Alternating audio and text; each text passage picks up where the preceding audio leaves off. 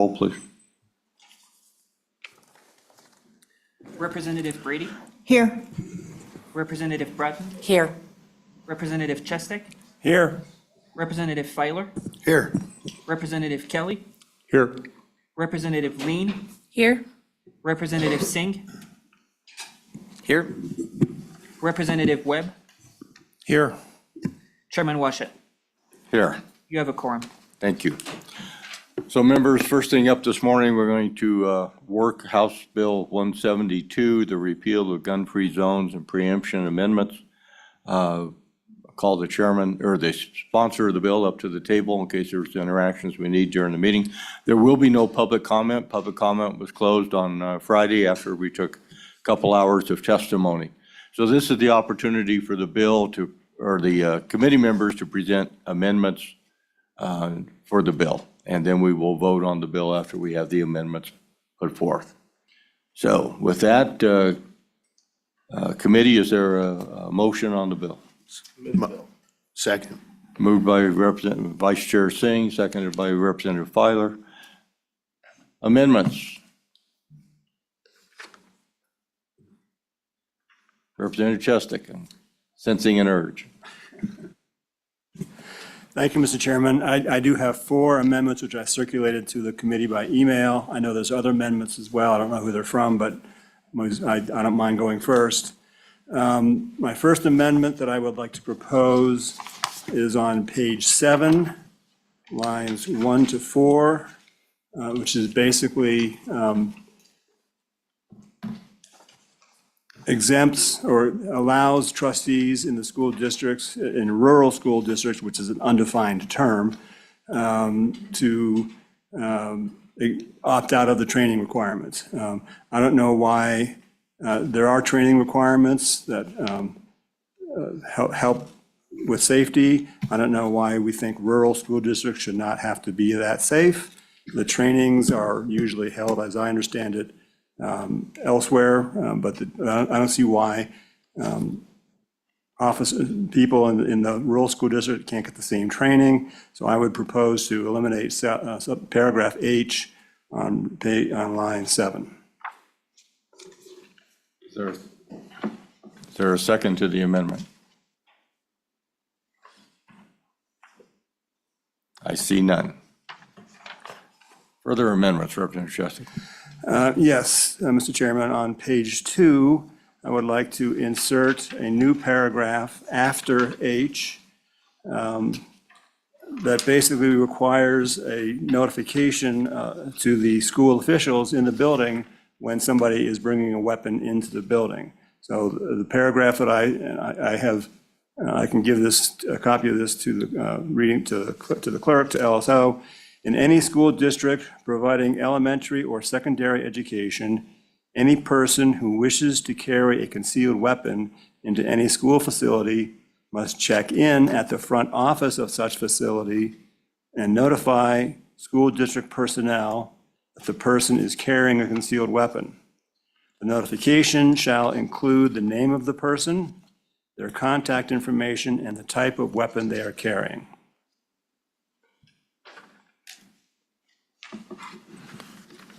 You have the amendment? Here, I can give it to you. Is there a second on the amendment?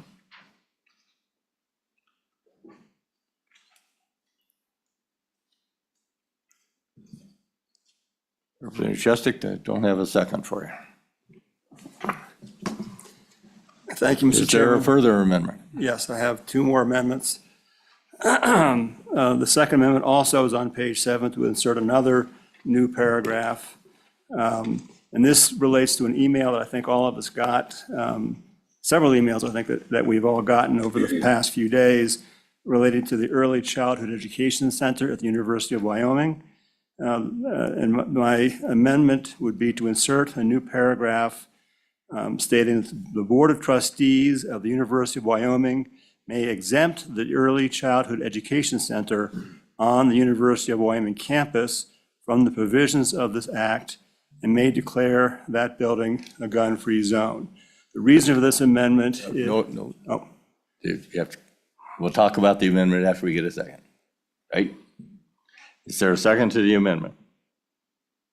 I'll second it for discussion purposes. Thank you, Mr. Chairman. Representative Chestic. Thank you, Mr. Chairman.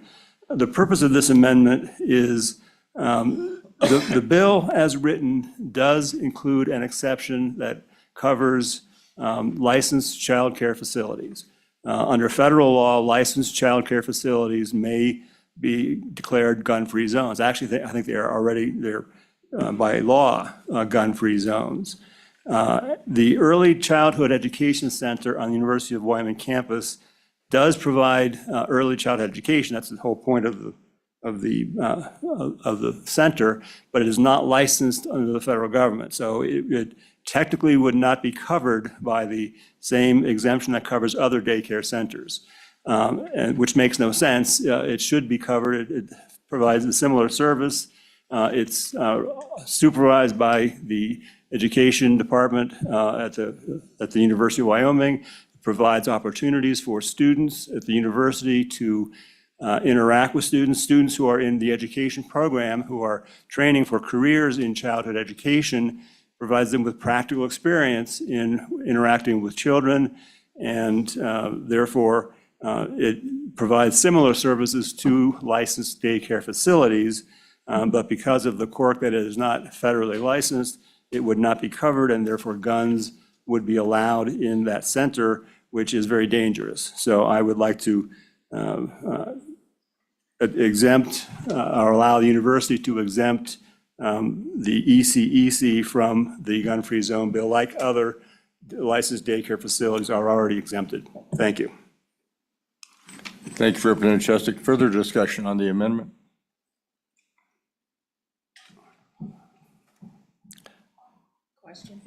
Question being called. All those in favor of Representative Chestic's amendment regarding the Early Childhood Center on the university campus, say aye. Aye. Those opposed, no. No. The amendment has failed. Further amendments, Representative Chestic. Yes, the last amendment I'd like to propose is on page 8, line 17, the effective date. I don't see any need to rush this into effect. I think the institutions affected by this will need some time to ramp up and plan for what's going to happen next. Therefore, I would like to change the effective date of this act from immediate to July 1st, 2025. Is there a second? Second. Second by Representative Singh. Discussion. Representative Chestic. As I said, I think we just need some time to plan. This is a major change, and a lot of people are going to be affected by it. And I think it's reasonable to give people a chance to plan and respond to it. And we just need the time. And I think it's just fair to everybody who's going to be affected by this to change it to July 1st. Further discussion. Question. Before we vote, I too want to comment on this. When we're dealing with constitutional issues, there is a tendency to want to make it effective immediately. Right? The Constitution is already in effect. But in reality, we have a long history in Wyoming of allowing many of these practices that have been in place for a number of years. And I agree with Representative Chestic that there will be changes. There'll be local policies that need to be adjusted. There will need perhaps be personnel training that needs to occur. And if we just drop that as an effective immediately, it doesn't give those local agencies any opportunity to prepare for the bill. So I support the amendment. We had a call for the question? No, sorry. Okay. Representative Lean? Question was called. All those in favor of Representative Chestic's motion to change the effective date to July 1, say aye. Aye. Those opposed, no. No. That amendment has passed. Further amendments. Representative Kelly. Thank you, Mr. Chairman. I'm looking here at page 4, line 19. We're looking at striking the word "to" and inserting the word "for," and then striking the word "carry" and replacing it with "carrying," ing. So that would read, any person who knowingly prohibits entry to another person for lawfully carrying a concealed weapon. Is there a second?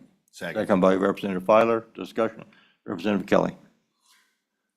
This was presented to us in discussion that we wanted to make sure that carrying a firearm was not a license for other unacceptable behaviors. And so therefore, somebody would not be shielded from being removed from a place or being a public nuisance simply because they were carrying a firearm. Further discussion. Question. Question being called. All those in favor of Representative Kelly. Pierre, do you have the amendment? Everybody clear on what we're voting on? Okay, all those in favor of Representative Kelly's amendment, say aye. Aye. Those opposed, no.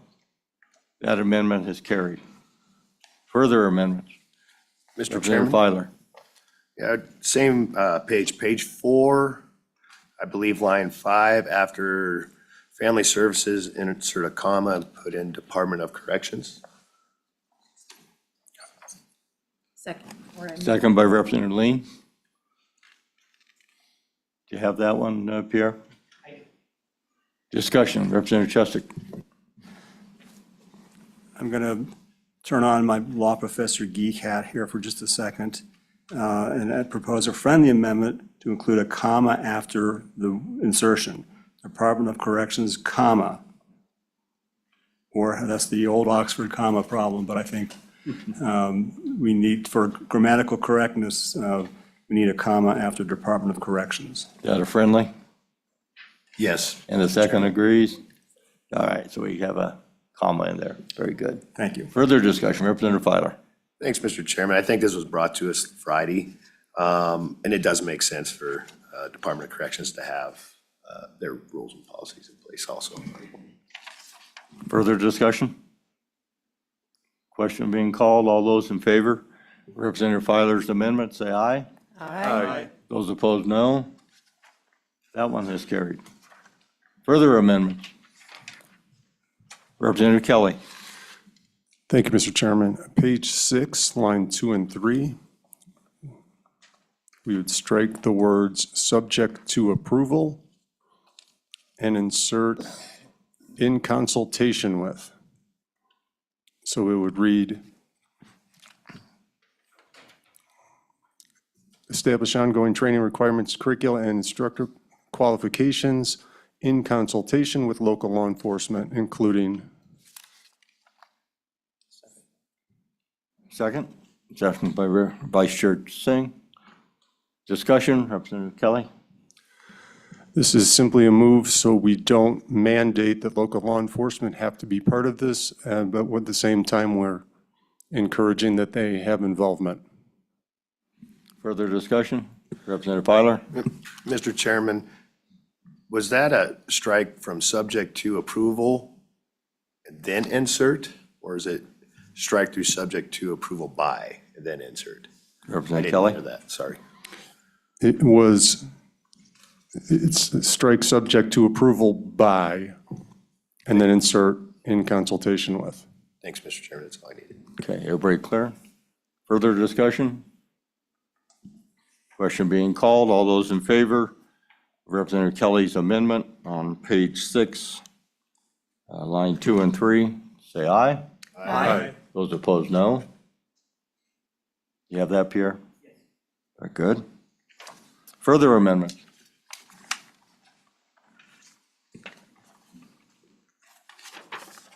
I have a few. I sent you an email committee.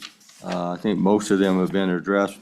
On page 4, I think after line 17, page 4 after line 17, we're talking about prohibiting a government entity from enacting reasonable rules pertaining to the safe storage of firearms when not being carried on the person of an employee or student, and enacting rules pertaining to the safe handling of firearms by employees, students, or visitors while on its campus or within its facility, and enacting policies that restrict a particular person from bringing a firearm into a disciplinary hearing, expulsion hearing, or other similar meeting, and denying admission to the campus building, or facility to a particular person when there are articulable facts that would lead to a reasonable person to conclude that the individual represents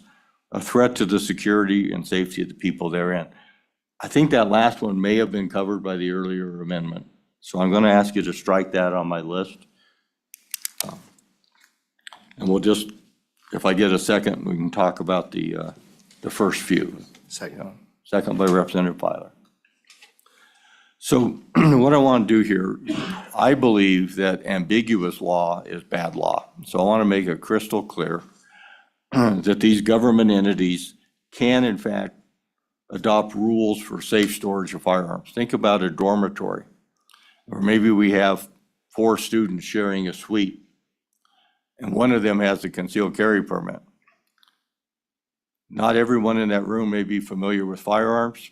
If that student leaves his firearm unattended, laying on his bed or a dresser or something, and another student picks it up, we could have issues. I think it's appropriate for the community colleges and other government entities to be able to address the storage of firearms. When it's not on your person, where should that gun be? And so I think that's a reasonable add to this bill. Same thing with the safe handling of firearms. You know, when we think about concealed carry, we think, well, that means the weapon is concealed and nobody sees it. But if someone with a permit were to take their firearm out of their holster and show it off in the break room, right? Look what I got for Christmas.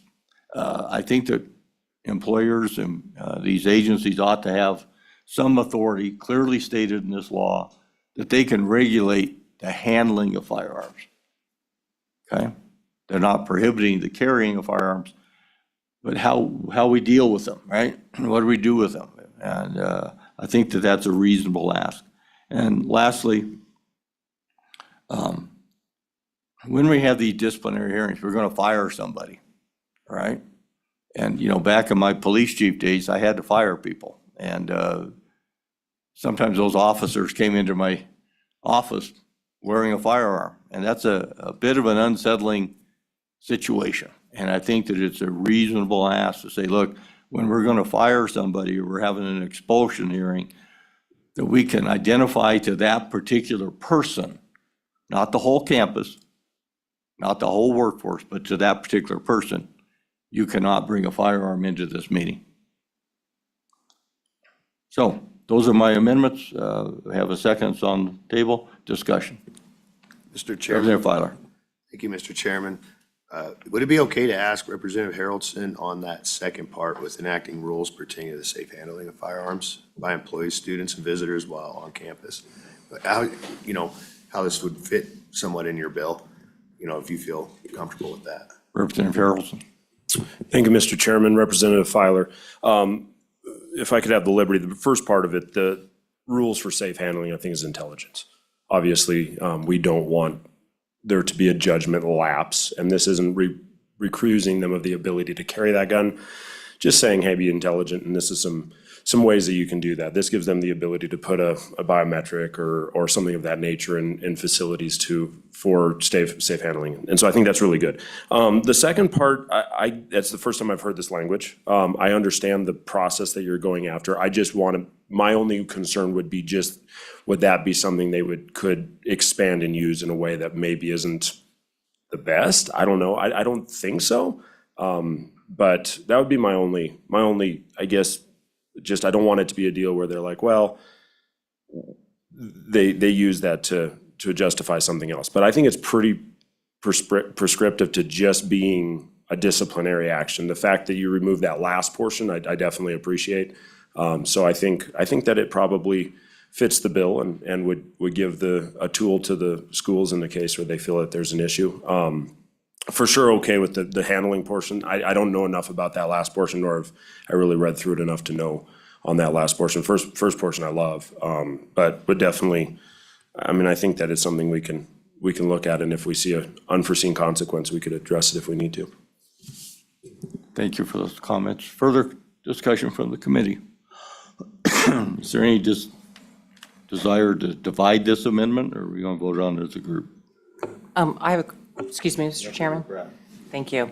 So I have a question. I was thinking, yeah, about potentially dividing this amendment. And then I just want to make sure that the last part, the denying admission to the campus or building or facility, is that the part that you were removing from this amendment? Okay, thank you. So further division, desire? Want to vote on them one at a time? Representative Lean? Use your microphone. Use your microphone, please.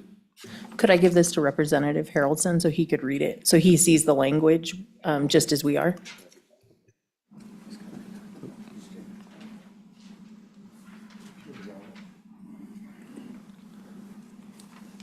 Okay, Representative Filer, your light's on? Yes, Mr. Chairman, I think we ought to, I don't know if dividing it would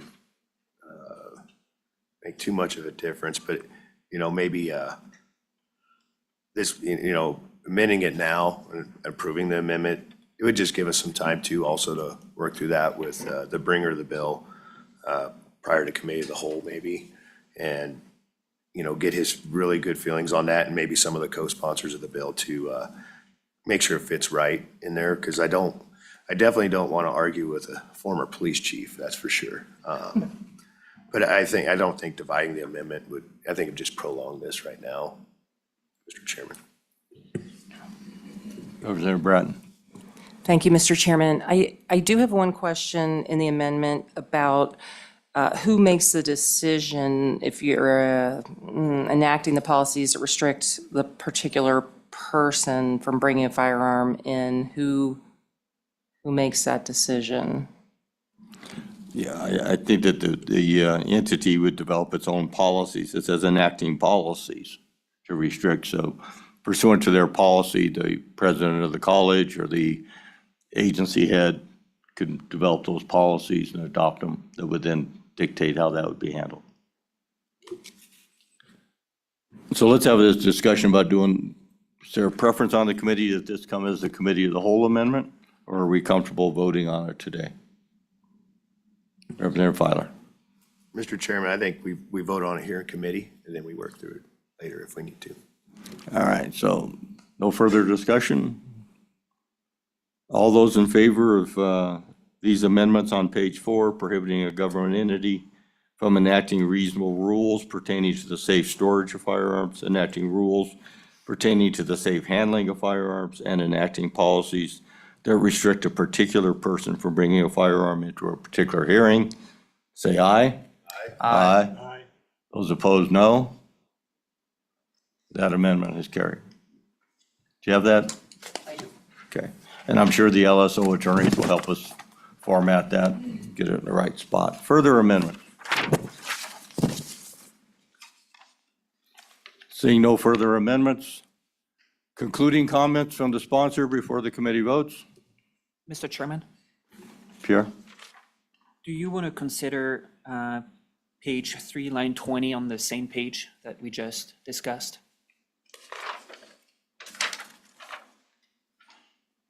Thank you. That's also on my list of amendments. So on page 3, line 20, my amendment is to prohibit a government entity from prohibiting the open carry, display, or wearing of a firearm, striking the remainder of that sentence and putting a period after firearm. Is there a second? Second. Second by Representative Filer. So discussion committee, we heard University of Wyoming bring this topic up, and it caused me to pause and think about, somebody walking around campus, with a long gun.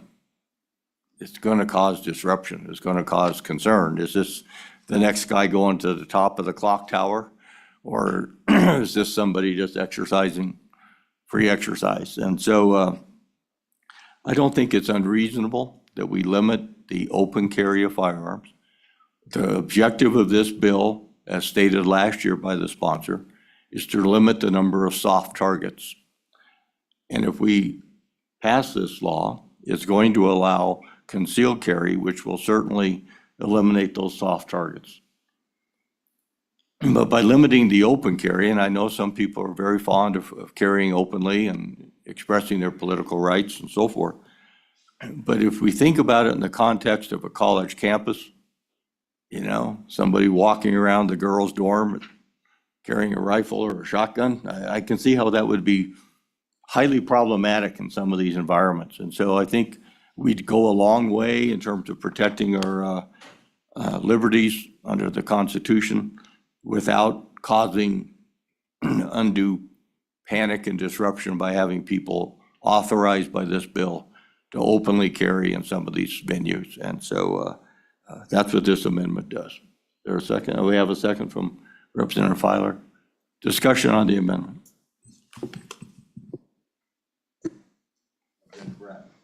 Representative Bratton. Thank you, Mr. Chairman. I'd like to have the bringer comment upon this amendment. Representative Harrelson. Thank you, Mr. Chairman, and thank you, Representative Bratton. The concern that I have is this. I'm going to read it with the amendment in. Nothing in this section shall construed or prohibit a government entity from prohibiting the open carry, display, or wearing of a firearm. That gives literally the government the ability to tell you can't openly carry on your property. You can't openly carry at the park. You can't openly carry in the woods. I mean, the government then has full ability to tell you what you can and cannot do in open carry. And because there's no prescription of where that is. Before we had a government entity, so if this were to become reality, it just prohibits, nothing prohibits a governmental entity from prohibiting the open carry, display, or wearing of a firearm. So that means you could have a city council, you could have a county commissioner, you could have, I mean, it really opens the door.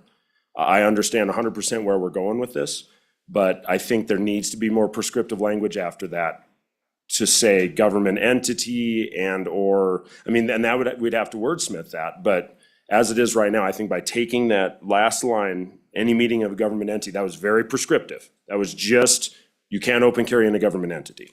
And that was our good chairman's words last year, and they're great words. And I think that it really just said, hey, we can actually put some guidelines and some boundaries on making it where, I mean, I want to make a statement and I'm going to open carry an AR-15 on my chest while we're having this hearing. Well, okay, come on, that's not the purpose, right? We all agree. But I think if we eliminate that, it opens the door to truly be able to be, I think that this would cause a firestorm if we're not careful. Out of respect for the sponsor, I'm going to withdraw the amendment. We'll work on something for the committee of the whole. With that, any further amendments? Question being called on the bill. Representative Filer, you have a? When we have comment or Yes, on the bill itself? Any further comments on the bill? We're done with Yes. amendments. Any comments on the bill? Representative Filer. Mr. Chairman, I would love to comment on this bill. And just to give a little background, 10 years ago, there was a bill that's similar to this that came about, and I didn't support it. One of the reasons why I didn't support it, because it only isolated schools. It didn't open it up to government buildings, et cetera, to actually open it up. And I didn't support it then. This time around, Mr. Chairman, I do support this bill. I'm a co-sponsor on this bill. And with all the emails that's been raised on both sides of this argument, I'd like to, say these comments. We heard a lot about local control. The fact that school boards, local municipalities are in fact more local than your state representative. And I'd like to push back on this, Mr. Chairman. We as state representatives are very local. We represent an average of 10,000 people in our districts, with many local elected officials representing much larger constituents. So with that, I would say that we are local control. Your state representatives actually live in your neighborhoods. They're not a county commissioner that lives 20, 30 miles away from you. So we are very local, I believe, as state representatives. Also, many points were raised about the Constitution when we heard a lot of the testimony. With that, I swore an oath to uphold and defend the Constitution against all enemies, foreign and domestic, and I take that oath as a gospel. I've taken it many times in my life. I believe the mass shootings I've seen in my lifetime all around the nation show these perpetrators are indeed enemies against our Constitution and our citizens of the United States. I also believe that restricting law-abiding citizens from carrying a firearm to protect themselves and others from these enemies is unconstitutional to our Second Amendment right. We should uphold our rights to deter and stop any enemy that wants to take away someone's constitutional right to life. I'm a father of 6 children and 1 grandchild. I, for one, want them to have the freedoms to always protect themselves and their fellow citizens. The points raised from some law enforcement agencies here in the state of Wyoming to allow them to have the local control is understandable. I would urge those agencies to work with ways to provide a more strategic plan with their municipalities and school boards to help prevent any enemy from ever doing harm. This bill in no way takes that control away from being able to support those efforts. I think that this bill gives law enforcement another tool to help come up with a stronger plan for safety of our citizens. With that, Mr. Chairman, I'd love to move this bill forward. Further comments on the bill? Representative Kelly. Thank you, Mr. Chairman. I'm going to be kind of bland compared to, I agree with everything good representative said. I wanted to talk briefly about statistics and numbers because in an issue as contentious as this, we often talk about our feelings on things and we talk in glowing rhetoric without hard numbers. I wanted to address, we talked about statistics that say 94% of shootings happen in gun-free zones, and we have a peer-reviewed article which says only 48% take place in gun-free zones. I'd like to speak to the reality of those statistics as somebody who teaches research methods and statistics. Let's throw out the number 94, assume that was politically biased, and take the Lancet statistics at its face value. Unless the percentage of America that is gun-free is 48% or higher, the fact that almost half of all shootings, per this study that erroneously concludes they're less likely in gun-free zones, shootings are more likely to happen in gun-free zones. When we see that, we know half the country is not gun-free, but half the shootings happen in gun-free zones, per the Lancet study. So no matter how we crunch the numbers, whether it's somebody speaking against this policy or someone speaking for it, the numbers still show people are more vulnerable in gun-free zones, and that's why I'm supporting the bill. Thank you. Representative Chesty. Thank you, Mr. Chairman. I do have some comments, and I will have some further expanded comments probably when we get to debate this bill on the floor. I want to start with what we agree on. I think we agree on a lot of things. As you probably know, I oppose this bill, but I do think we agree on a lot of things, and I want to start there. Both sides agree that we want to reduce gun violence. We want safety. We want safe schools. I understand that, and I know that everybody on this panel wants that, as I do, so we agree on that. What we disagree about is how do we get there? What is the best way to provide a safe environment for our children to learn in? And it comes down to basically, do you want more guns or do you want less guns? I think and there's plausible arguments on both sides, there's no doubt. I agree that the idea that having a gun inside the building potentially could deter a shooter, I personally don't believe that, but I see the argument, I see that it's plausible. Maybe the presence of concealed guns will deter shooters, but the alternative is the presence of more guns will create dangers. Number one, I don't think the fact that there might be somebody carrying a concealed weapon inside a facility is likely to deter any shooter. That shooter knows that as soon as they enter the building and start shooting, that within minutes, they're going to be confronted by law enforcement.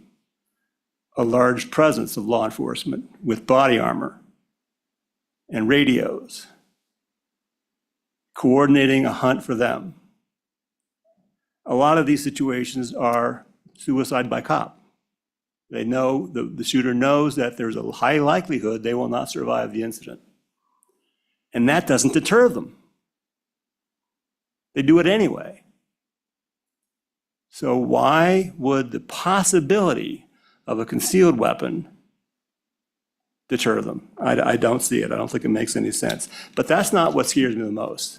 Those incidents are relatively rare. What scares me more is having the gun there in the first place creates new dangers that didn't exist before. If the owner of that gun loses control of the weapon somehow, they leave it behind in the bathroom, or they misplace it, or it's stolen from them, or they get into an argument and it's taken from them. The presence of the weapon creates danger that doesn't need to be there.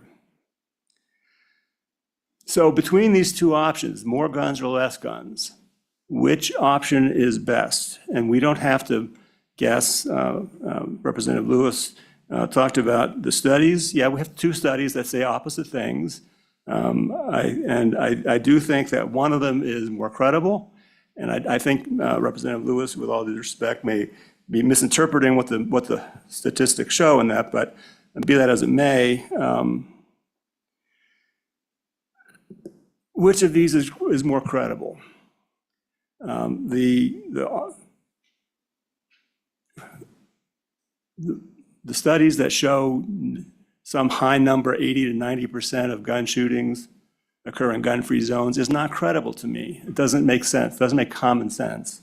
And I agree with Representative Lewis that is probably not it's not peer-reviewed, and it's probably not a credible study. It's biased. There's no doubt in my mind that it's biased.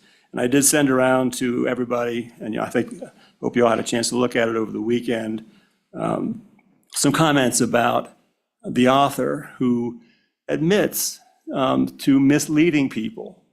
He admits that he manufactured a supporter to praise him, and it was him writing under a pseudonym praising himself. That's not the kind of conduct that reputable scholars engage in. So I don't believe that study has any credibility whatsoever. And that those studies were not published in a peer review location. They were self-published on the organization's website, not published in a peer review journal at all. The other article was published in a highly respected, probably the most respected medical journal in the country, peer reviewed. The subject to, and the authors invited other scholars to try and replicate their work. And that's the mark of good scholarship. When you publish something, I'm a scholar, I write law review articles all the time, and I've done empirical research and studies, and I invite people to try and replicate it and try and challenge me, prove me wrong.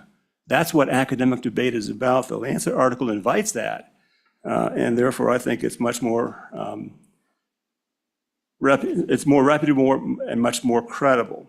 I don't agree that the Lancet study does not say that 48% of gun shootings happen in gun-free zones. That's not what it says. It says that gun-free zones are safer than other zones. There were fewer shootings in gun-free zones than there were in non-gun-free zones. That's what the article says. That's what this, and therefore, consistent with, I think, common sense that gun-free zones, less guns, makes more safe. And therefore, I think that's what the takeaway from that article really should be.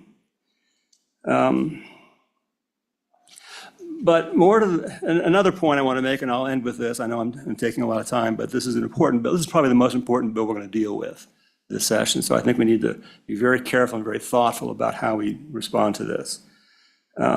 Our citizens, our constituents don't want this bill. They don't. We've all been bombarded by lots of emails in the last couple of days on both sides, Yes, a lot of, I haven't counted the numbers up, but there's a lot of emails on both sides. What strikes me about the emails from those who oppose the bill is that they are very personal. They are written by individuals who have a stake in the, most of them are from parents or educators, and they're sent from their own personal email accounts. They're all different. They're all handwritten. The individuals have taken the time to put their thoughts in writing and express them to us. And we need to take those into consideration and consider them very carefully. Almost all of the emails coming saying support the bill are cut and paste.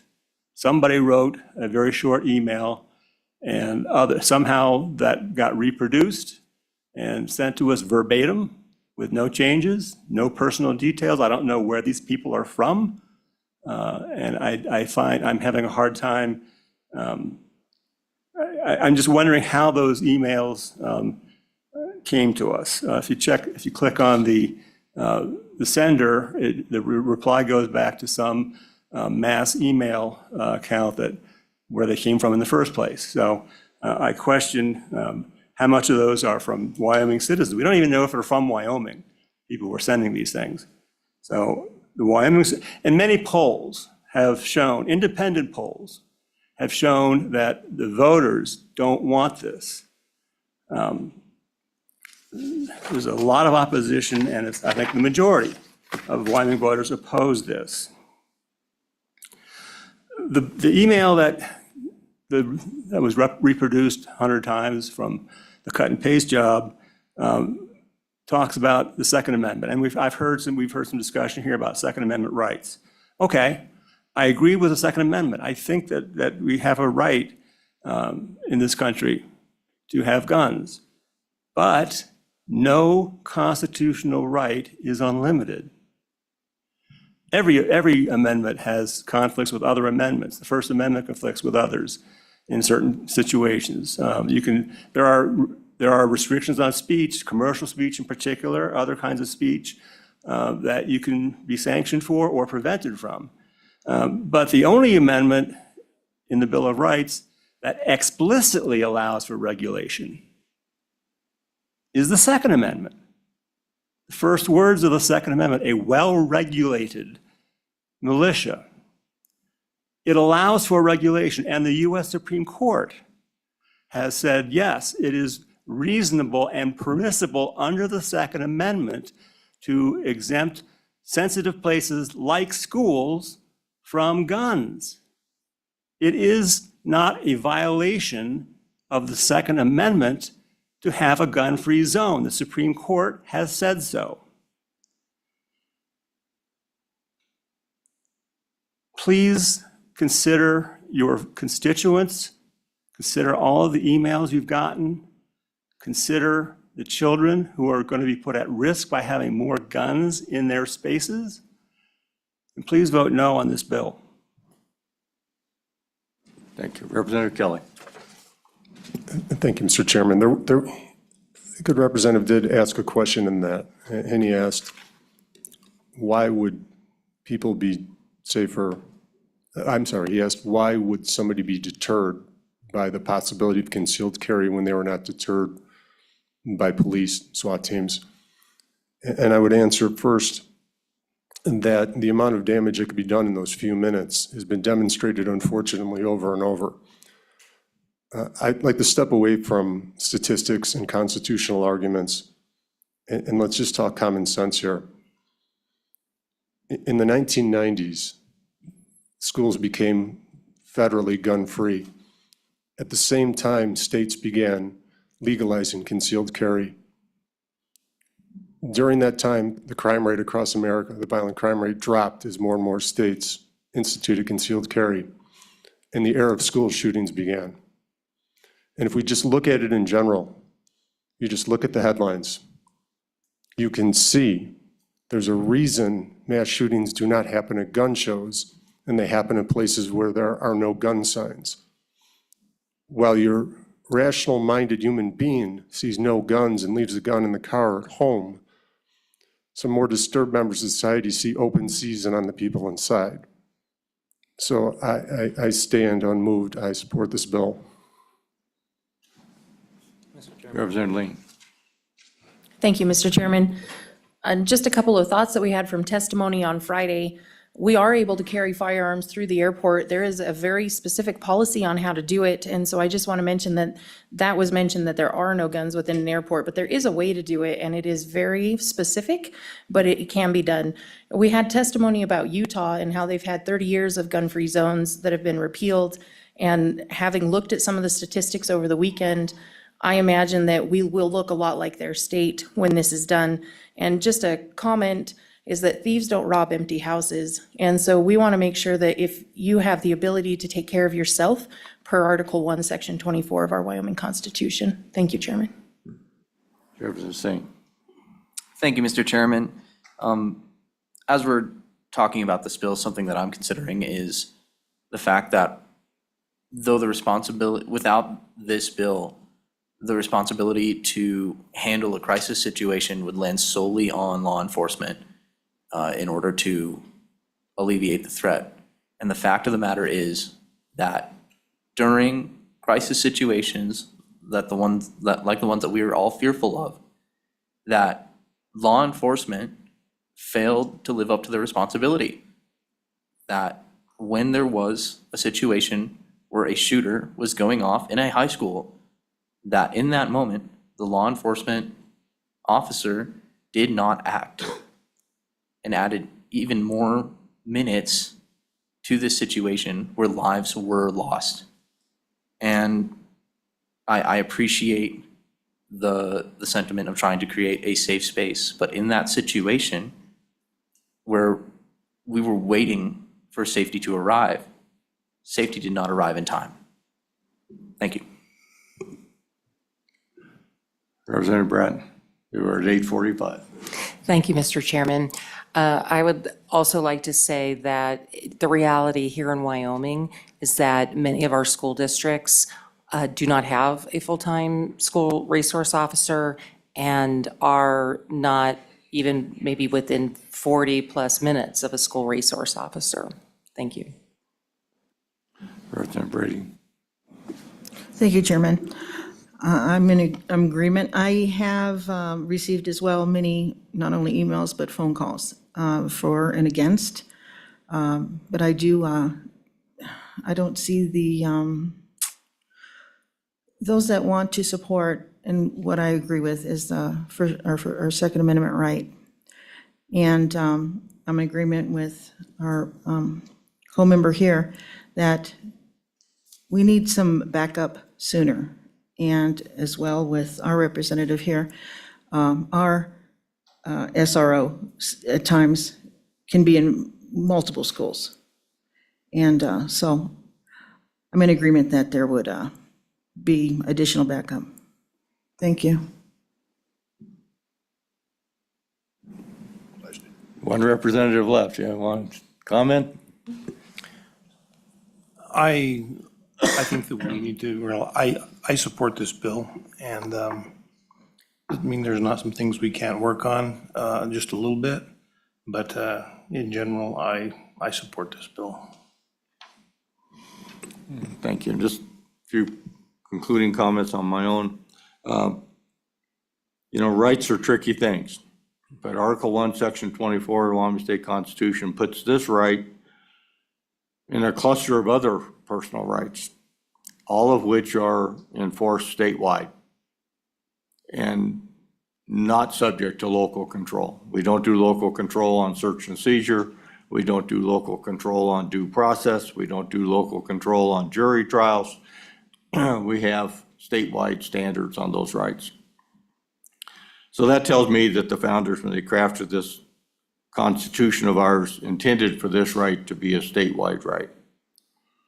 But that said, we've also had years of history where we have accepted deviations from that standard. And that's what causes a lot of the controversy that we're seeing today. I think a couple things need to be said. Number one is that having a policy or a sticker on the door that says no guns allowed is not the same thing as not having guns in those places. And I've had faculty at my college where I work tell me, well, I don't want to hand back a failing paper to a student who's wearing a gun. And I say, you very well may already have.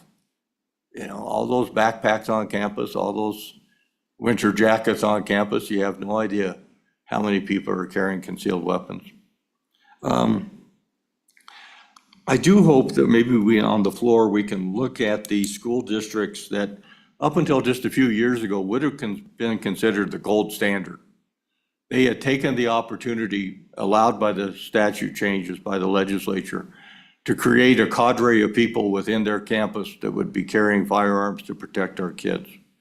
And they trained those people, and they trained with law enforcement, and they came up with a very workable approach to limiting soft targets in their school. And I'd be open to an idea that somehow we incentivize that if a school were willing to do that, like Tin Sleep and I think Park County too, and a few other districts around the state, then maybe they could be exempt from some of the provisions of this act. I think there's more than one way to solve the problem of soft targets. And so I think maybe we can continue having some discussion along those lines. But rights are tricky things. Free speech can devolve into libel. Free assembly can devolve into a mob. Free exercise of religion can result in cults. There's no guarantee with rights. We have to take the good and the bad with them. Is there a possibility that we could have a really horrible event take place with somebody carrying a concealed firearm? Yeah. Is there also an opportunity that we could have a really horrible event take place because nobody had a concealed firearm? Rights are tricky things. So with that, call the roll, please, Pierre. Representative Brady, Yes. Representative Bratton, Aye. Representative Chestek, No. Representative Filer, Aye. Representative Kelly, Aye. Representative Lean, Aye. Representative Singh, Aye. Representative Webb, Aye. Chairman Washet. Aye. 8 ayes, 1 no. Thank you, committee, and Mr. Chairman, we will trust the process. There's more ahead. Yes. would it be okay to have like a 3-minute break? Just a 3-minute break? Yes. We'll pause for 3 minutes at the request of the good representative. Thank you. You gotta go.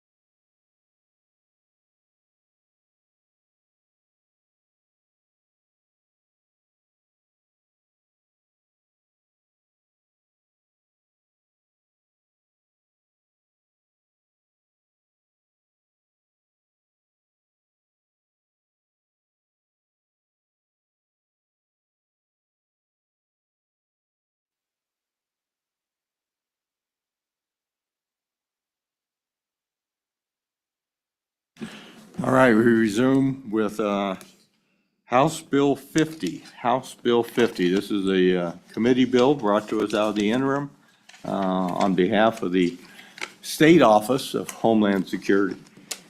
And with us this morning is our director. And Director, why don't you tell us a little bit about the background on this bill and why it's needed? Thank you, Mr. Chairman, committee. I appreciate the committee bringing this bill forward. The ability to share. Please state, Director, I'm please so state your sorry. name for the Yes, record, please. I'm so sorry. Lynn Budd, I'm the Director of the Wyoming Office of Homeland Security. It's very, very important to have the ability to share information, including law enforcement information, on a need-to-know basis. And that's always been important to the safety and security of our state and our nation. This is even more important now with the legislation and tasks that were given jointly to our office and the Division of Criminal Investigation in the protection of critical infrastructure in the last session. That legislation requires our office to develop critical infrastructure zones where conveyances will be evaluated in conjunction with the Division of Criminal Investigation for concerns of foreign investment in proximity to critical infrastructure. In order to properly work together and complete the statutory tasks, we need to be able to share appropriate law enforcement information. It's very similar to a security clearance. If there's a person who has a secret security clearance, that does not mean that they get to see every document that is classified as secret. It means that they can see those documents where they have a need to know. This is very similar. This would only allow our office to receive information from other law enforcement entities on a need-to-know basis. And again, I will just stress the importance of this by illustrating the fact that the 9/11 Commission did a study afterwards, and they found that if federal agencies had shared information that was appropriate, they would have probably been able to prevent 9/11. So the importance of the free information sharing when it's applicable and when there is a need to know cannot be understated. And I appreciate your consideration. Director, would you share with us a little bit about the mission of the Office of Homeland Security and how it ties into this bill? Absolutely. Yeah, our mission is to protect the state and as well as the nation and be a part of that partnership. We work very closely with our partners in the Division of Criminal Investigation, in the Fusion Center, as well as our federal partners to share information to make sure that we're putting all the pieces and parts together. Sometimes you'll have one piece of information here and one piece of information here. By themselves, they may not mean much, but when you put them together, all of a sudden a new picture is created. And that gives us the ability to prepare for and respond to different threats that might come to our state. Very good. Deputy Director, do you have something for us this morning? Mr. Chair, my name is George Niken. I'm the Deputy Director. I would just like to say I'm a retired law enforcement officer, and I've been working for this agency for 4 years. And I am surprised that we do not have the ability to see law enforcement information. Every day is a new adventure at our office, and there's always something thrown our way. So it's very important to have that access to that information and to talk with others in the law enforcement community. Director Jones? Thank you, Mr. Chairman. I'm here to answer questions if the committee has any questions in reference to this bill. Thank you. So Director Jones, can you talk a little bit about the limitations that your office is under that restrict your ability to share this information? Yes, Mr. Chairman. We work with Homeland Security on a daily basis. I think one of the best examples I can give about how important being able to share criminal information with Homeland Security would be a situation of a methamphetamine laboratory. That obviously is a criminal situation.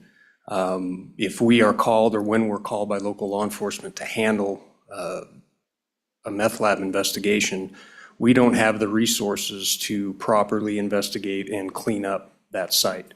we have to reach out to Director Bud, who provides the financing or I guess the money for the regional response teams to respond and help us mitigate and investigate those scenes in a safe manner.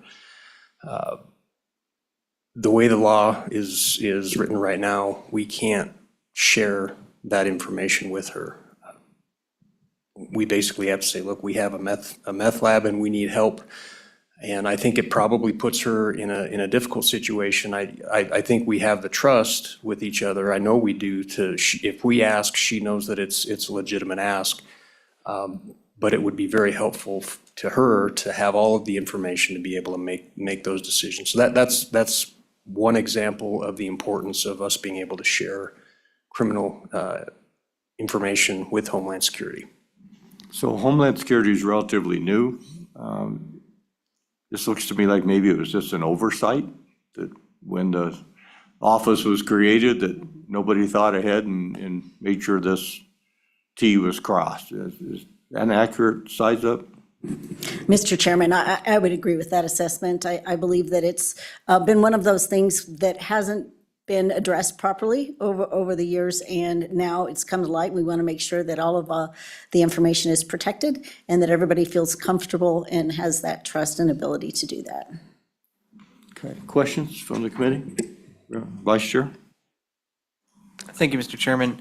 Director Bud, can you elaborate on the type of information that you would be exchanging? Director?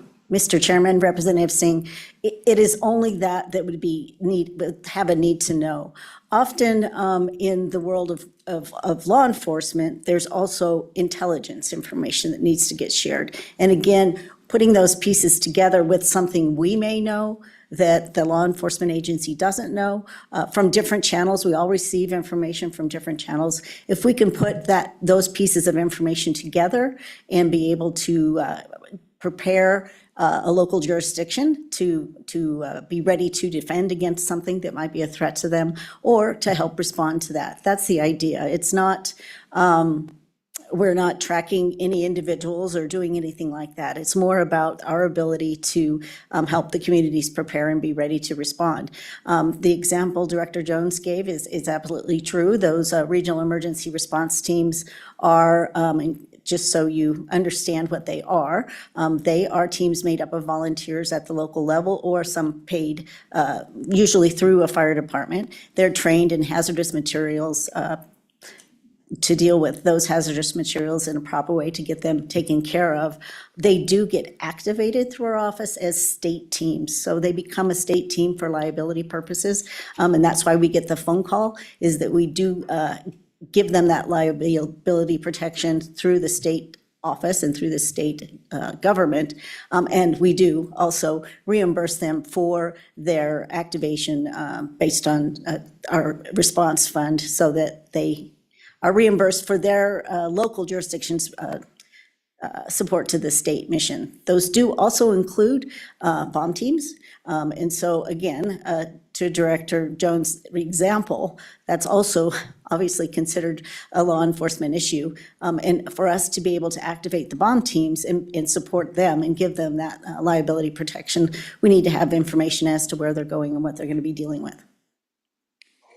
Well, Thank you, Mr. Chairman and Director Bud. So recently there was a publication about an ATF incident here in the state of Wyoming where there was a raid. How does your department interact with the ATF? Chairman Washington, Representative Singh, we do not interact directly with the ATF. further questions? Representative Lean? Thank you, Mr. Chairman. So as I was reading this, it caught my attention that that line 4 of page 2 mentions the Department of Family Services. So I went back to statute 146227, and I was curious how that ties into the siloed information that you're requesting to be able to access things like meth labs and bomb teams. So that's existing language in the statute. Director, want to speak to that? Chairman Washut, Representative Lean, I could not speak to the mission of Department of Family Services, and I would believe it would have to do with the safety of children and being able to work with law enforcement to protect them. Further questions? Representative Bratton. Thank you, Mr. Chairman. So it sounds like we're talking about sharing information amongst the agencies because this is state homeland security themselves. But I have a concern because under 19-13-105C4, the Wyoming Homeland Security Director shall maintain liaison with and cooperate with Homeland Security agents and programs of other states and of the federal government.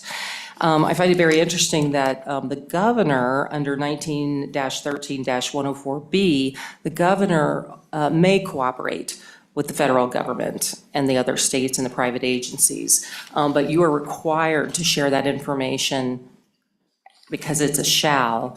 And I wonder if that's also an oversight because, you know, it's a new agency.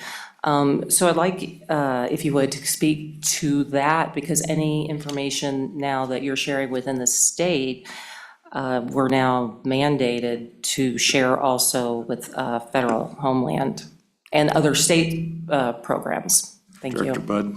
Chairman Washut, Representative Bratton, not having been here at the time the statute was written in, I believe it was 2004, I couldn't speak to the intent, but my assumption has always been that it was to, and it does say shall, and I probably didn't catch that before, but we choose what information we share with our federal partners.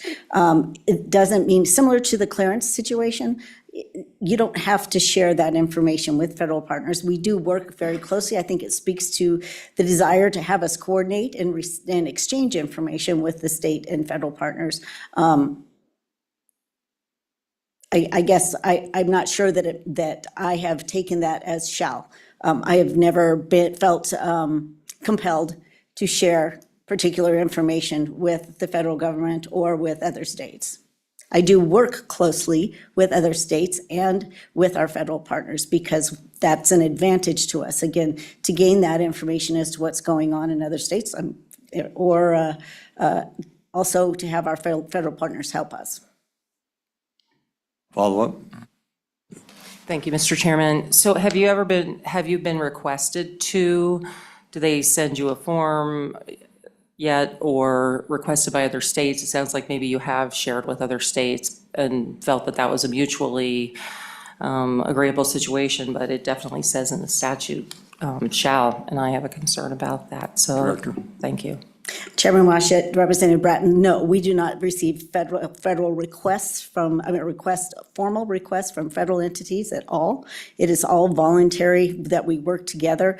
I am also the governor's Homeland Security Advisor. There is one in each state, and we meet together to talk about these situations and issues that are not only issues for our states, but are nationwide issues so that we can work together and learn from each other. So I think it's very valuable that we do share that information.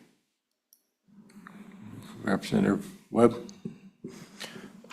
Thank you, Mr. Chairman. My question is who can the Office of Homeland Security share this information with as time goes by, and how long is that information retained? Director. Mr. Chairman, Representative Webb, we are not allowed to share that information anywhere. Any type of classification or information that is classified, which this would be considered law enforcement sensitive information, I am not allowed to share that information someplace else. So let's say I got something from the FBI that was restricted information. I'm not allowed to share that with anybody else. I would have to ask the FBI to share that information with those people. So when I receive information, it's the owner of that information that gives permission for that to be shared in another place. And we do not retain any information in our office, necessarily records or tracking or anything like that. Thank you. Representative Lean. Thank you, Mr. Chairman. Just a follow-up question on your budget. When you do get into assistance with DCI and Homeland Security, is there any budget sharing that goes on with those entities? Mr. Chairman, Representative Lean, the agreement with the Regional Emergency Response Team at the local level is that they will support the local jurisdiction. They're assigned to different regions, so different counties. They cover multiple counties. And so most of the time, they're providing a lot of their resources in a situation that doesn't become an activation of the regional response teams. We also support them through grant funds, and then we reimburse them for their time and for their supplies that were used so that they can be a representative of the state and support those local jurisdictions. So Director Budd, is this a bit of an efficiency issue that if DCI has materials that they want you to see that came from the FBI, for example, they would then call the FBI and ask the FBI to share them directly with you, where if we pass this, DCI could perhaps share that information directly with you depending upon the restrictions put on that information from the FBI to DCI. Is that? Mr. Chairman, that certainly does speak to an efficiency and not having to be concerned about, gives them the ability to share information with our office without concern about the restriction on sharing law enforcement information. I will tell you that I do receive information directly from the FBI as well as from DHS and other federal partners. So this is more of a state efficiency, making sure that we have that agreement and understand that they can freely share the appropriate information with our office. President Brady. Thank you, Chairman. I might ask, how is this information, is it one way where these agencies request assistance from you? Do you have the ability to go in and request anything from them? Director? Mr. Chairman, Representative Brady, pardon me, which agencies are you speaking of? Well, any agencies, I mean, like he's talking about the, between one and tell the FBI or whatever, but, so I'm just saying, it looks like all the information is going to you, to your department for resources, for help, assistance. So would you ever be instructing down below, lower agencies? Director, do you have law enforcement sensitive information that you share with? Mr. Chairman, I do not. Yeah. All of the information any information gets put together in the Fusion Center within DCI. So any information that I have that I think that might be pertinent to a situation, it goes into the Fusion Center for analysts there to deconflict and to look at the importance of that information. And then that decision to share out to other law enforcement agencies is made by the Division of Criminal Investigation, the Fusion Center. Okay. Further questions? Thank you all for being here today. Anyone else in the room? Hang back close, we might need you again. Anybody else in the room wanting to testify on House Bill 50? Mr. Winnie.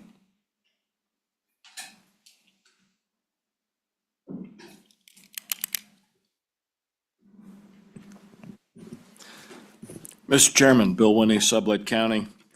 I spent 30 years active duty in the Navy and the Nuclear Submarine Force, sometimes known as the Silent Service, and fairly frequently accused of being the Silent Service.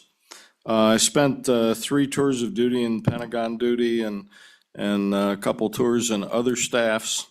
And stovepiping of information, as we call it in the Navy, is not a good thing necessarily. And so what I see key to your decision here is need to know, which the director talked about. That's an important element. But the other side of it, which is important for the committee, is that the director have the ability to share that information or receive it. And subject to your questions, thank you. Thank you, Mr. Winnie. Questions? Anyone else in the room wishing to testify on House Bill 50? Anybody on Zoom?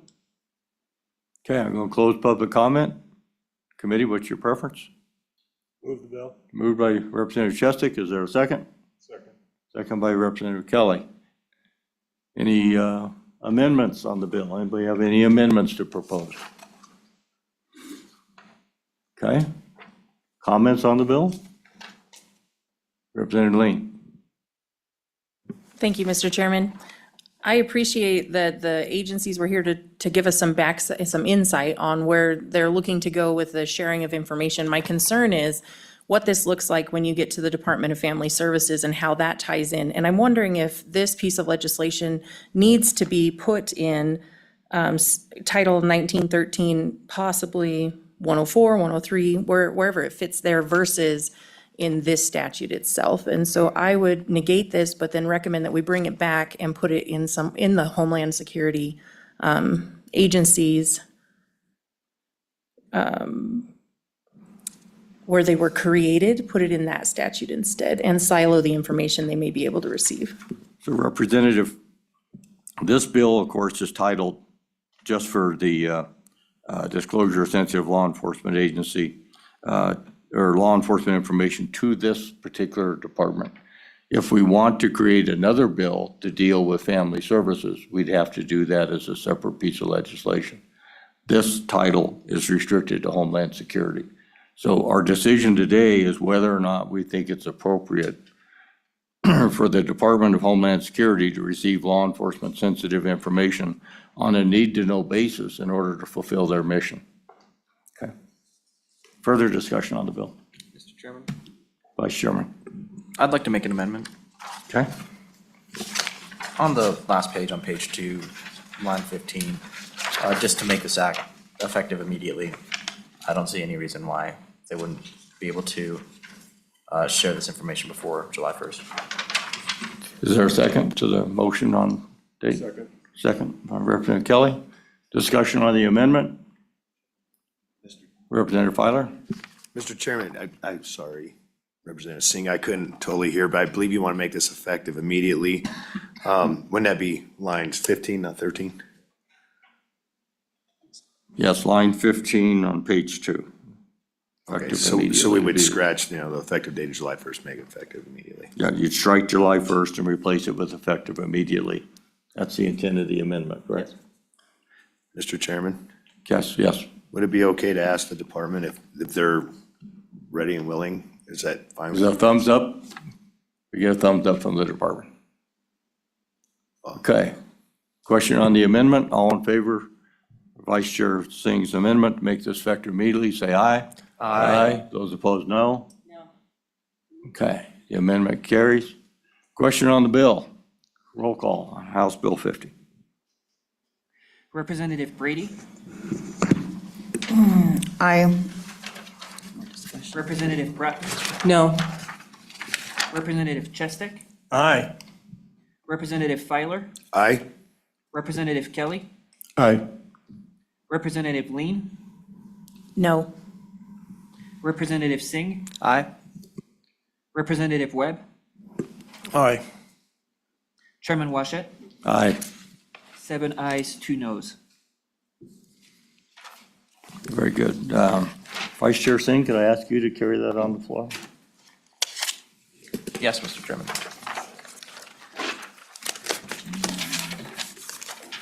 Thank you to all who came this morning for this bill. Appreciate it. Brings us to House Bill 51. House Bill 51, Municipal Court Maximum Penalties. This too is a committee bill, comes to us out of the interim. The request here is simple, that we have certain statutes where the maximum penalty allowed in this statute exceeds the maximum amount of the fine that can be assessed in a municipal court. And so this proposal is to allow municipal courts to impose a fine equal to those that a circuit court could impose for a similar crime. So it raises the dollar limit to $1,000 and the incarceration limit to 1 year imprisonment. And that's what the bill does. So I think we have at least one witness online, Chief of Police from Evansville. Want to bring him in?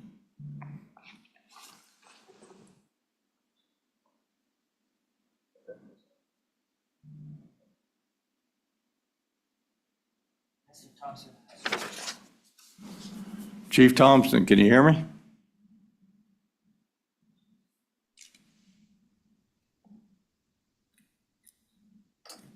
Good morning. Please state your, you're on mute, sir. Please state your name for the record and tell us what you want us to know about this bill.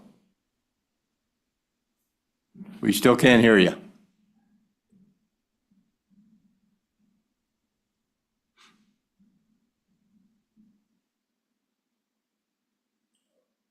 Nope, still can't hear you. Not on our end, is it?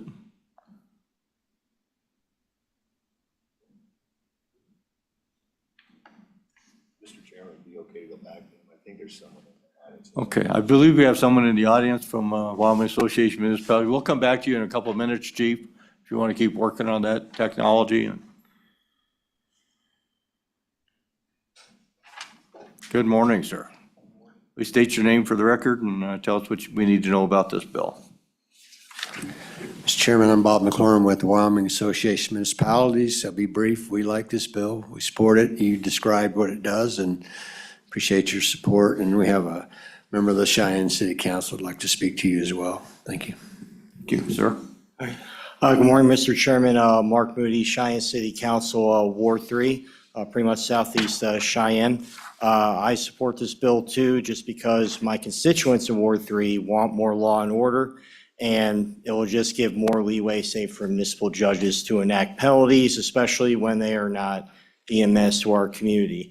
And then this is not sponsored by WHAM or anybody. This is just something on my own. I did propose an amendment for the 1,000 to be 1,500, doubling it.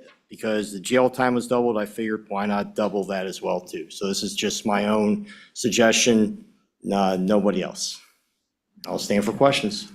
Thank you.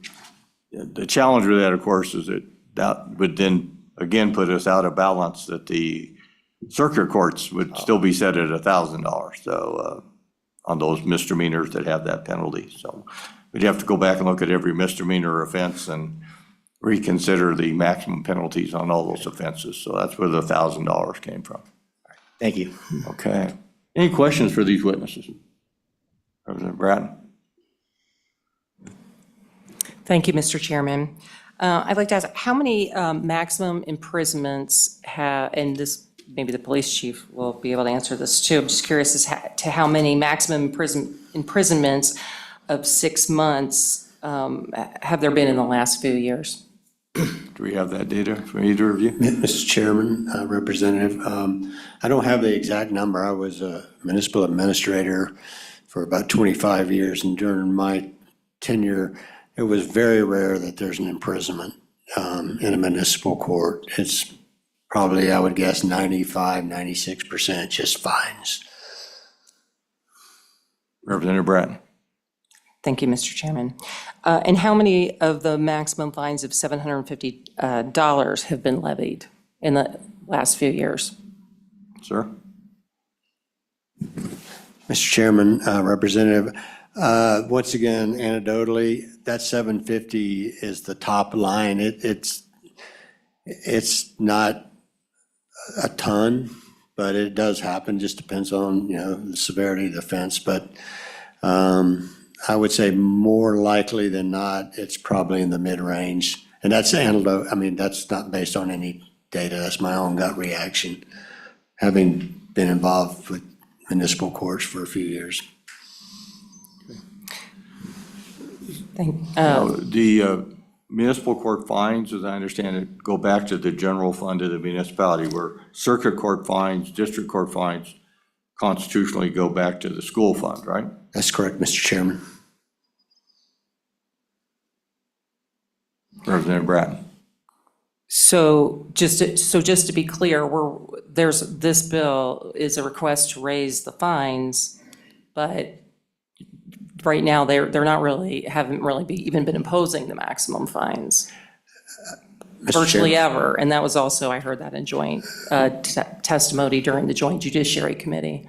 Mr. Chairman, Representative, as I said, my gut reaction is it's not often that they go to 750. I think the biggest issue with this bill is just, on one side of the municipal boundary, you have this fine. On the other side, in a circuit court, you have, so if the crime is committed, it really shouldn't matter whether it's in the city or the county. The fines and the penalties ought to be applicable, similar is WHAM's position on this. Thank you. Further questions? Mr. Chairman. Thank you. Vice Chair Tseng. Thank you, Mr. Chairman. Thank you for being here today. I do have a question about what is the occupancy rate of our current municipal jails? If we're facing that there are so many folks in these jails already? Mr. Chairman, Representative, most of the municipalities that I'm familiar with contract with the county for the jail services, and there's an agreement. Very few, I don't know of any, and I'm sure there are, but I'm not aware of any municipality that has its own jail. Very good. Any further? Representative Lean? Just to follow up on that question, when they have this contract with the county jails, are they putting in a financial burden to the counties, or are they compensating the counties for that jail time? There's generally an Mr. McLaren. agreement, Mr. Chairman, Representative, there's generally an agreement between the city and the county, and there's a per diem rate that the town pays to the county for an incarcerated prisoner. All right. Well, thank you both very much. Thank you, sir. Let's go back to Chief Thompson, see if we make that audio work. Mr. Chairman, can you hear me now? I can hear you now. Welcome this morning. State your name for the record and then let us know what you want to say. Hi, my name is Mike Thompson. I'm the Chief of Police for Evansville, Wyoming. And going through this bill, I'm going to speak in favor of. I would also ask that the committee consider upping it beyond the $1,000.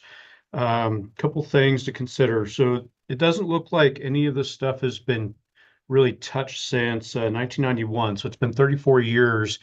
And so when you look at the inflational rate at about 2.5% a year, that's 85% inflation. Something also to consider, we have 99 communities in the state of Wyoming, and in each community we have our own economic, social impacts. So as an example, here in Evansville, we're next to Casper, Wyoming. We have Mills, Bar None. Bar None is, currently looking to start their own police force, and we have our own issues that come with crime versus some of the more segregated communities, say like Thermopolis. As an example, so here our circuit court it goes to the district attorney's office, where, say in like Converse County, you have the county attorney who deals with anything that goes to circuit court. Municipal officers, we typically can charge either in our own courts, municipal court, and on up into the federal level. So something that we deal with, and back in 2020, we had an incident here, our higher population, but we had some people going around, getting in people's cars, in their driveways, on their private property, which is violation of two statutes, both burglary, which is 63301, and criminal entry, 63302. So we had 18 counts. We had the suspects' footprints, their clothing on, people's home security systems, et cetera. And due to a manpower issue, through a memo given to me from our DA's office, they would only prosecute the interference side of this particular case, which really doesn't do any justice for our victims. And under the statute, 15.103, it gives municipalities the authority to create ordinances. So through that, because part of our jobs as both the governing bodies and myself as a police chief, is to protect our community. So we crafted an ordinance called prowling. And we put in prescribed penalties, and to make this short, Mr. Chairman, this is where I'm going with. Some communities may want higher penalties or need them versus maybe other communities, because in the statute, you can adopt up to the maximum penalty, and the courts can sentence up to the maximum penalty. Now, to answer a couple of questions earlier, no municipality has their own jail in the state of Wyoming. They're all contracted through each county, and in some counties, such as like Laramie, Campbell County, the jails, they have prescribed, like I think it's $125 a day, and then the smaller communities aren't charged as much as, say, like Cheyenne and stuff. But here in Natrona County, it's $160 a day here in Natrona County. And that's part of where in our community, we do typically, look for those higher penalties. So on our list that was given to me, breach of peace, driving under suspension, criminal entry, assaults, battery, first-time DUIs, interference, were all some of the things that we were told that our circuit court or through the DA's office would no longer be prosecuted due to manpower. And so that's why I feel it's important to bring that forward to you as a committee. I would also ask or suggest, as you have the three statutes here in the proposed bill, also to have an amendment adding 15.103 under XLI also be added, that language be changed, as there's 4 parts within the statute that deals with misdemeanors. And for that, I stand for question, Mr. Chairman. Thank you, Chief. Any questions? Mr. Chairman. Mr. Vice Chair. Thank you, Mr. Chairman and Chief Thompson, for being here today. Can you just repeat yourself if I heard you correctly? It costs $160 in order to house an inmate in one of these county jails, and where does that come from? What budget does that come from? Chief? Mr. Chairman, Representative Singh. Yeah, so each county, the sheriff has an established charge per day. And so here in Natrona County, it's around $160 a day. The county commissioners had a outside entity do an assessment in comparison of jails outside of Natrona County and other states that are similar in size. So, for what we charge or what we are charged, and so in the municipal budget, so we go through a budgeting session, and our budgets run, July 1st through the end of June.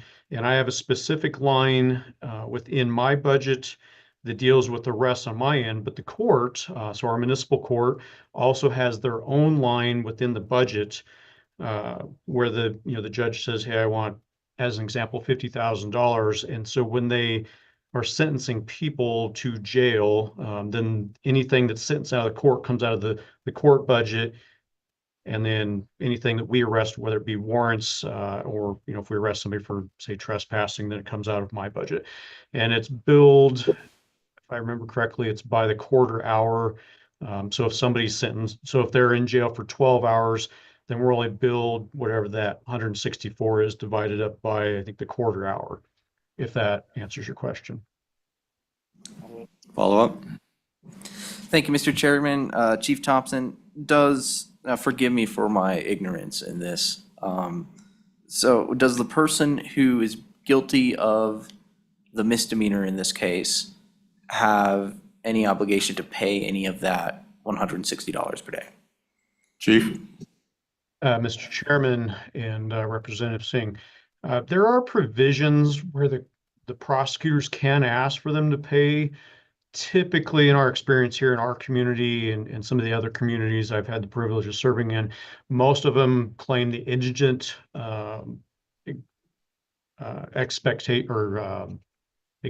I don't know what the word is, but anyways, they claim exigent, so they're saying they don't have the money to pay for it. So it's very rare that the prosecutors ask for these people to pay. And in our current community that I'm at, generally they don't get sentenced to jail until we've probably been a year at them, because so our judge does a fine review with these individuals, and it gives them XYZ amount of time to pay the fines. And typically, once they're not paying within a year or keeping up with it, then the court will consider sentencing them to jail. And there's a whole separate statute that there's so much per day can go towards those fines, and I can't answer what that calculation is today. Vice Chair, I can tell you my experience is really hard to collect most of that money. You sometimes spent more money trying to collect it than you got back, and so it's really a losing effort when you're dealing with the types of inmates who commit enough crimes. They end up, usually the jail sentence is attached for subsequent violations, second, third offense, those sorts of things. And so by the time somebody gets that many, it's a pretty small segment of your population. Thank you. Mr. Thompson, I see you in the back of the room. Do you wish to testify on this bill? Chief, thank you so much for being here. Any last questions for the Chief? Representative Lean? Thank you, Mr. Chairman. Thank you for being here today, Mr. Thompson. Can you remind me what the statute was that you asked be add to the last page at the very end of your testimony? Chief? Chairman, Representative Lean. So under the statute 15-1-103, general powers of governing body would be A, and it would be XLI, which has the same language as the three current proposed ones with the $750 and up to 6 months imprisonment.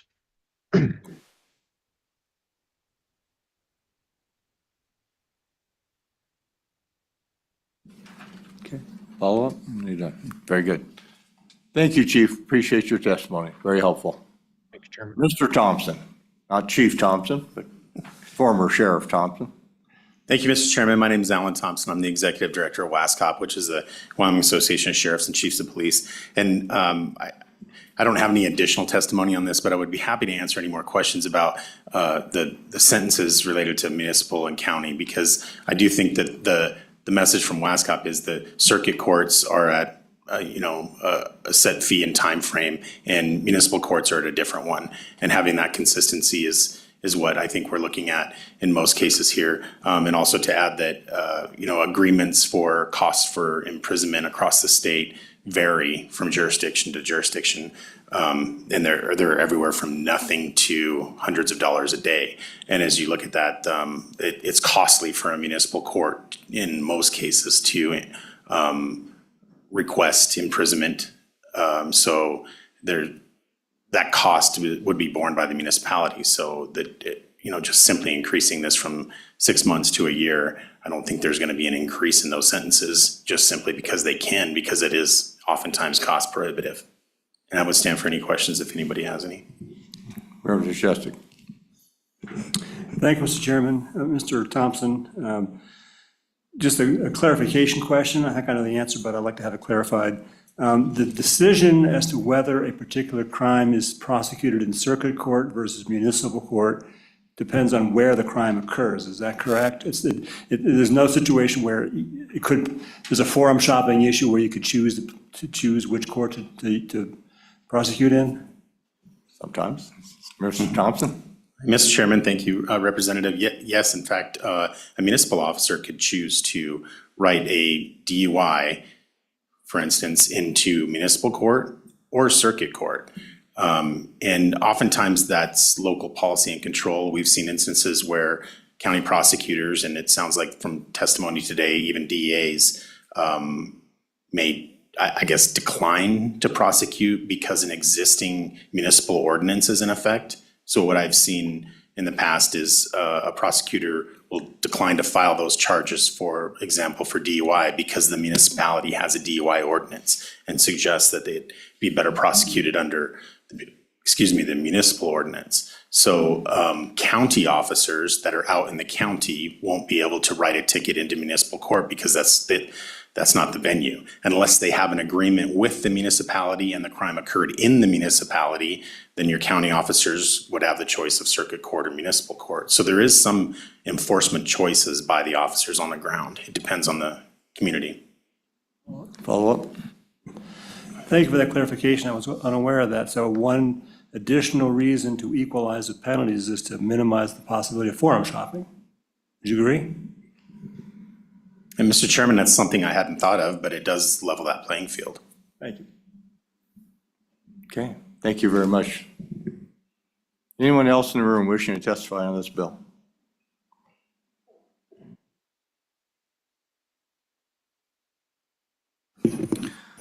Mr. Chairman, Bill Winnie, Sublette County. Across my 30 years career in the Navy, I spent 5 years in command, which brings with it the ability to preside at non-judicial punishment, or captain's mess, as we call it in the Navy. Limited authorities. We could reduce someone in rank by 1 grade or half their pay for 2 months, or restrict them the limits for 60 days. A couple other things. I think the important thing for you is that similar penalties in different forms is important. Good people sometimes do dumb things. One of the good things about the military system is you can dismiss something with a warning. On the other hand, to loop back to Representative Bratton's question, every so often I had somebody in front of me that knew what he was doing, knew exactly what he was doing, and did it anyway. And those are the kind of people we sometimes maxed out, as we call it in the system. But back to the similar penalties in different forms for the same offense, I think that's what's important. Subject to your questions, thank you. Thank you, Mr. Winnie. Good example. Questions? Seeing none, thank you. Anyone else in the room wishing to testify? House Bill 51. Anybody else on Zoom? We're going to close public testimony. Committee, what's your preference? So move the bill. Move the bill by Representative Filer and seconded by Representative Chester. Any amendments to the bill? Representative Filer. Mr. Chairman, I'm not necessarily going to bring this amendment, but I'd just like to make a public comment to my good city councilman.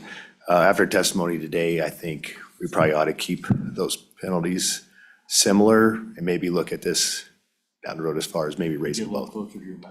Oh, sorry, Mr. Chairman. But other than that, Mr. Chairman, I have no amendments or comments. Thank you. And as I said about the penalties, if we raise them for the municipal courts, then we're going to have to go back and change them for a whole variety of statutes for additional crimes and the state statutes, so. Okay, any other amendments? Seeing none. Comments on the bill? Representative Bratton. Thank you, Mr. Chairman. We talked a lot about the money and that the increases are being asked for by the municipalities. But we haven't really talked about the fact that this bill would raise the imprisonment to 1 year for a municipal court. So I have an issue with that. I don't think that's appropriate. So I have a concern about that. And then I just want to reiterate that I listened to all the testimony in joint judiciary, and yeah, they're not really nobody even, or there were not very many people that are get that maximum even of 6 months, and that even get the maximum of $750. So I don't really see a need to increase both of those. Thank you. Mr. Chairman. Thank you. Mr. Chairman. Representative Webb. I support this, and I know that in raising the maximum imprisonment can seem a little bit odd, but it's going to also be a financial burden to the city if they decide they want to continue to do this all the time. So I think there's a fair balance there, I think. Yeah, I'm supportive of the bill. I think there's a budget proposal brought forward to try and increase the staffing for our district attorney's office, which is not increased in 20 years in Natrona County. And so when you have those situations where your DA says, I'm not going to prosecute that crime under state statute, which had a 1 year, $1,000 potential penalty, now it's having to be tried in municipal court where the penalty is different and lower. And so that's why I'm going to be supportive of this bill. With that, call for the roll. Representative Brady? No. Representative Bratton? No. Representative Chestek? Yes. Aye. Representative Filer? Aye. Representative Kelly? Aye. Representative Lean? Aye. Representative Singh? No. Representative Webb? Aye. Chairman Washut? Aye. 6 ayes, 3 noes. Very good. Do I have a volunteer to carry the bill on the floor? Representative Chestek? And with that, we are done for the day. Thank you all for being here today.